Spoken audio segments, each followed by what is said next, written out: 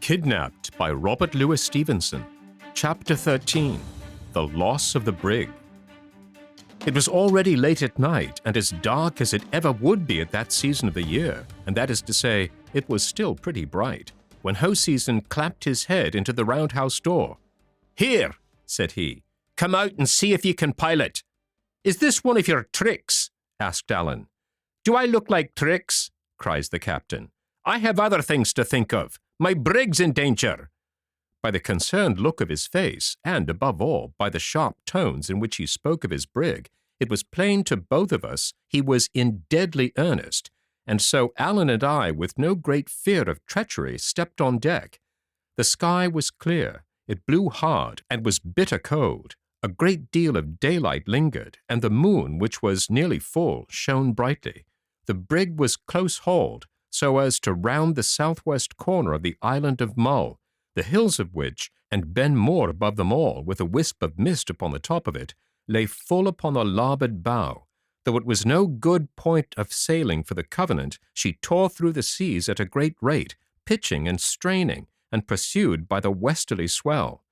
Altogether it was no such ill night to keep the seas in, and I had begun to wonder what it was that sat so heavily upon the captain, when the brig, rising suddenly on the top of a high swell, he pointed and cried to us to look. Away on the lee bow, a thing like a fountain rose out of the moonlit sea, and immediately after we heard a low sound of roaring. "What do you call that?" asked the captain gloomily. "The sea breaking on a reef," said Allen, "and now you ken where it is, and what better would you have?" "Aye," said Hoseason, "if it was the only one." And sure enough, just as he spoke, there came a second fountain farther to the south. "There," said Hoseason, "you see for yourself. If I had kent of these reefs, if I had had a chart, or if shoeing had been spared, it's not 60 guineas, no, nor 600 would have made me risk my brig in sic a stone-yard. But you, sir, that was to pilot us, have ye never a word?" "I'm thinking," said Allen. "These'll be what they call the Torrin Rocks." "Are there many of them?" says the captain. "Truly, sir, I'm nae pilot," said Allen, "but it sticks in my mind there are 10 miles of them." Mr. Rioch and the captain looked at each other. "There's a way through them, I suppose," said the captain. "Doubtless," said Allen, "but where? But it somehow runs in my mind once more that it is clearer under the land." "So," said Hoseason, "we'll have to haul our wind then, Mr. Rioch. We'll have to come as near in about the end of Mull as we can take her, sir. And even then we'll have the land to keep the wind off of us, and that stone-yard on our lee. Well, we're in for it now, and may as well crack on." With that he gave an order to the steersman, and sent Rioch to the foretop. There were only 5 men on deck, counting the officers, these being all that were fit, or at least both fit and willing, for their work. So, as I say, it fell to Mr. Rioch to go aloft, and he sat there looking out and hailing the deck with news of all he saw. "The sea to the south is thick," he cried, and then after a while, "It does seem clearer in by the land." "Well, sir," said Hoseason to Allen, "we'll try your way out of it, but I think I might as well trust to a blind fiddler. Pray God you're right." "Pray God I am," says Allen to me, "but where did I hear it? Well, well, it will be as it must." As we got nearer to the turn of the land, the reefs began to be sown here and there on our very path, and Mr. Rioch sometimes cried down to us to change the course. Sometimes, indeed none too soon, for one reef was so close on the brig's weatherboard that when a sea burst upon it, the lighter sprays fell upon her deck and wetted us like rain. The brightness of the night showed us these perils as clearly as by day, which was perhaps the more alarming. It showed me, too, the face of the captain as he stood by the steersman, now on one foot, now on the other, and sometimes blowing in his hands, but still listening and looking and as steady as steel. Neither he nor Mr. Rioch had shown well in the fighting, but I saw they were brave in their own trade, and admired them all the more because I found Allen very white. "Och, David," says he, "this is no kind of death, I fancy." "What, Allen?" I cried. "You're not afraid?" "No," said he, wetting his lips, "but you'll allow, yourself, it's a cold ending." By this time, now and then sheering to one side or the other to avoid a reef, but still hugging the wind and the land, we had got round Iona and begun to come alongside Mull. The tide at the tail of the land ran very strong and threw the brig about. 2 hands were put to the helm, and Hoseason himself would sometimes lend a help, and it was strange to see 3 strong men throw their weight upon the tiller, and it, like a living thing, struggle against and drive them back. This would have been the greater danger had not the sea been for some while free of obstacles. Mr. Riach, besides, announced from the top that he saw clear water ahead. "Ye were right," said Hoseason to Allen. "Ye have saved the brig, sir. I'll mind that when we come to clear accounts." And I believe he not only meant what he said, but would have done it, so high a place did the Covenant hold in his affections. But this is a matter only for conjecture, things having gone otherwise than he forecast. "Keep her away a point," sings out Mr. Riach. "Reef to windward." And just at the same time the tide caught the brig and threw the wind out of her sails. She came round into the wind like a top, and the next moment struck the reef with such a dunch as threw us all flat upon the deck, and came near to shake Mr. Riach from his place upon the mast. I was on my feet in a minute.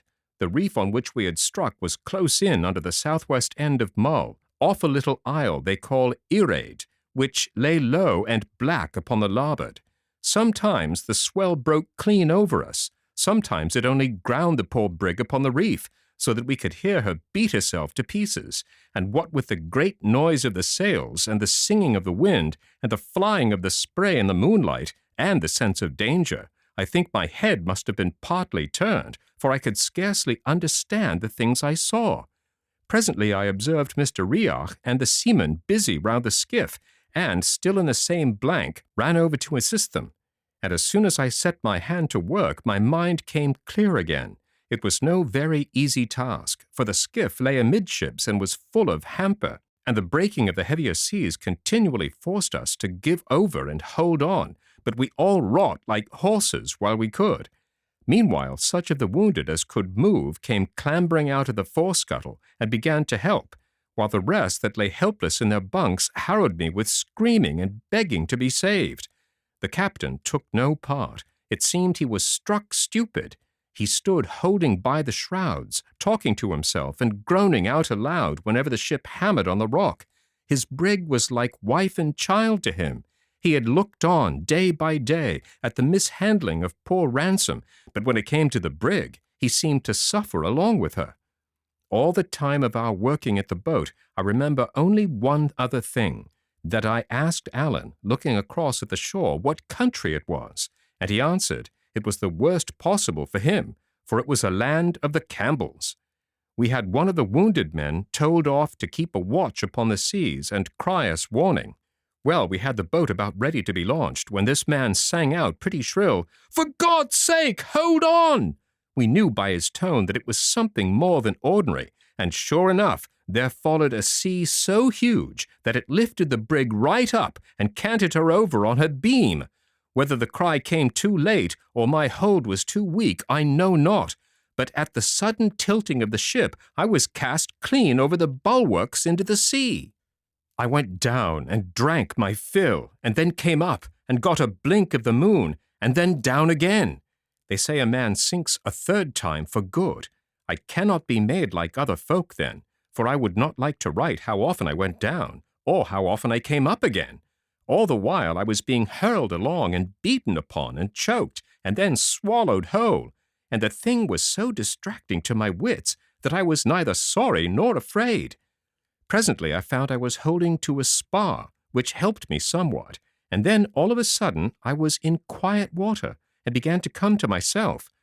It was the spare yard I had got hold of, and I was amazed to see how far I had travelled from the brig. I hailed her, indeed, but it was plain she was already out of cry. She was still holding together, but whether or not they had yet launched the boat I was too far off and too low down to see. While I was hailing the brig, I spied a tract of water lying between us where no great waves came, but which yet boiled white all over and bristled in the moon with rings and bubbles. Sometimes the whole tract swung to one side, like the tail of a live serpent. Sometimes, for a glimpse, it would all disappear and then boil up again. What it was, I had no guess, which for the time increased my fear of it, but I now know it must have been the roost or tide race, which had carried me away so fast and tumbled me about so cruelly, and at last, as if tired of that play, had flung out me in the spare yard upon its landward margin. I now lay quite becalmed, and began to feel that a man can die of cold as well as of drowning. The shores of Earaid were close in. I could see in the moonlight the dots of heather and the sparkling of the mica in the rocks. Well, thought I to myself, if I cannot get as far as that, it's strange. I had no skill of swimming, Essen water being small in our neighborhood, but when I laid hold upon the yard with both arms and kicked out with both feet, I soon begun to find that I was moving. Hard work it was, and mortally slow, but in about an hour of kicking and splashing I had got well in between the points of a sandy bay surrounded by low hills. The sea was here quite quiet. There was no sound of any surf. The moon shone clear, and I thought in my heart I had never seen a place so desert and desolate. But it was dry land, and when at last it grew so shallow that I could leave the yard and wade ashore upon my feet, I cannot tell if I was more tired or more grateful. Both, at least, I was. Tired as I never was before that night, and grateful to God as I trust I have been often, though never with more cause.